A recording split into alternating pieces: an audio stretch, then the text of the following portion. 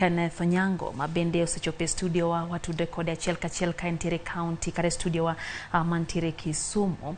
Kabende wadwa go mbaka ewi mago motenre koda wechego mag pure county no chenro magin go kachiel kod mago mabende gisetimo nyaka seche gi nyakurom gajwang. Hoimore ahinya jatelo ageo ni winja eyo makare ayro kamano kuom loso thuolo kendo go kod mbaka chenro ni mara meny piny mosenyi kwa Ramogi gajwang. Mukungani lungani Ken Onyango, waziri mara agriculture county government ma Kisumu. Adoka upulo ni mondo amosni kwa Ramogi te kamora mora magimtie magiwinje twak makawuono ni endi. Ageno ni udhi maber kunde mag dak mauntie. Erokamano ahinya Ken Onyango.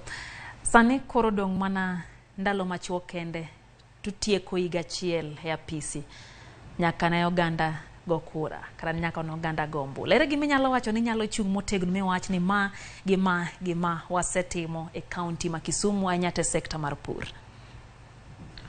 Erokamano maduong' mokwongo e sekta mar agriculture kata department mar agriculture wan gi directorate ang'wen. Wan gi directorate mar agriculture, wan gi directorate mar livestock, wan gi directorate mar irrigation to gi directorate mar fisheries. Kane wadonjo e tich about weche abiro mokalo, noyudo ka extension officers ne tin kabisa. Koro jo farmers no chopirgi e makare mondo nyisgi weche masani mohusiana gi pur. Adogo ne governor erokamano nimar noyienwa mondo watim recruitment kendo pesa nyosemiwa budget mapani juma manyien wadhi timo advertisement gi Public Service Board mondo ondik extension officers.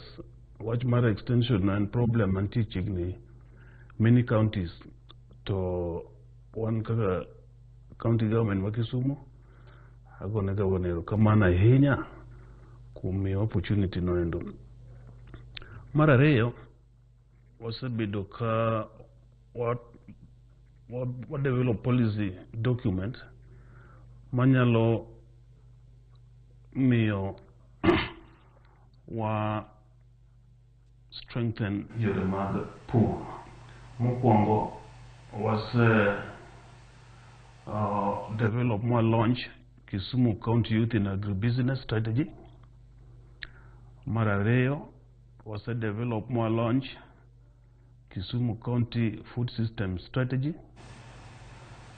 Mar adek wase launch Kisumu County Agri-Nutrition Strategy.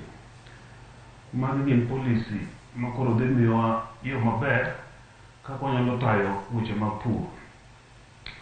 To bende bills ariyo mabe wasetere e assembly sani. Wan gi bill mokwongo iluongo ni Agricultural Facility Improvement Financing Bill. Bill ni endi biro konyo mondo wachier institutions mago kaka Maseno Agricultural Training Center, Agricultural Mechanized Services to gi mamoko. Eng'eyo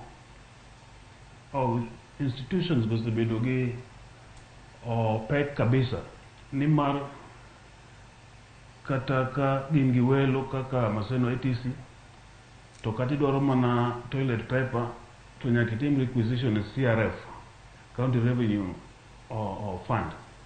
Koro sani endi bill ni dhi miyowa thuolo mar institutions gi bedi account gi maka gichoko pesa to gikete account gi as a devolving fund ma ginyalo tiyogo e yo mayot. Koro kata ka wan gi training ma welo biro to ok wachandre. Mar ariyo wasebedo kwatemo matek mondo promote rice nimar ung'eyo ni michele en value chain maduong' ahinya e Kisumu kaendi. Koro wan gi irrigation schemes mabedo ran gi National Irrigation Authority to wan gi community irrigation schemes. Gi okang' mosekaw wase expand community irrigation schemes gi makoro sani endi waneno ka michele bi wuok mang'eny kabisa. Mano emomiyo nyiche ne sirikand Governor Peter Nyang'o noneno mondo wanyiew rice mill masani nyo wase install aero. Aparo ni kochopo dwe mar 9 to wabiro commissione. Gima kendo be wadwaro temo kabisa kendo wasechako campaign motegno en pur mar pamba.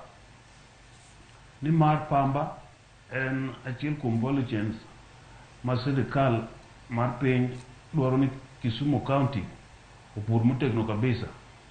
Tamora ahinya kaka uno ne an gi jopur mar pamba kendo ginyisa ni sani koro pur mar pamba koro dhi ma pek kabisa, kata yuto ma wuok e pamba be koro ni malo.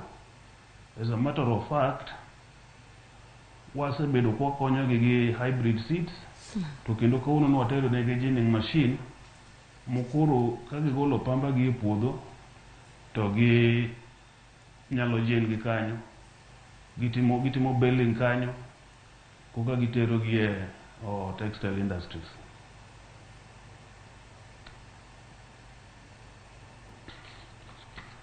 Again,